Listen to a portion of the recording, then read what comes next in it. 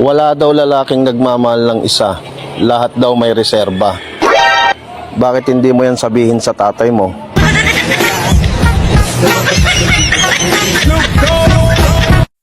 Sa mga tropa ko dyan, wag nyo na akong yayaing uminom.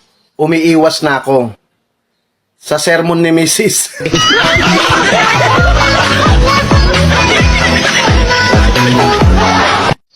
Marami mang hadlang ang dumating sa buhay mo. Ituloy mo lang ang pangarap mo. Makukuha mo rin ako.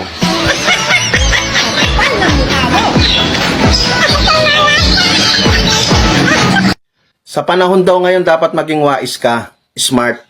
Alam nyo yung pagiging smart, depende yan sa lugar kung saan ka gumagalaw. Minsan mas malakas doon ang globe. Saan? PM. Okay. Babe, okay lang ba sa'yo kahit mambabae ako?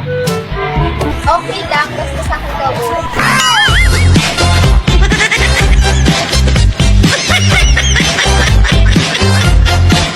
Itong bidyong to ay para lang sa mga may jowa. May mga tao talaga na kahit simpleng salita lang, hindi pa makuha ang kahulugan. Tulad nito, kasasabi ko lang na para lang sa mga may jowa. Ano pa ginagawa mo rito?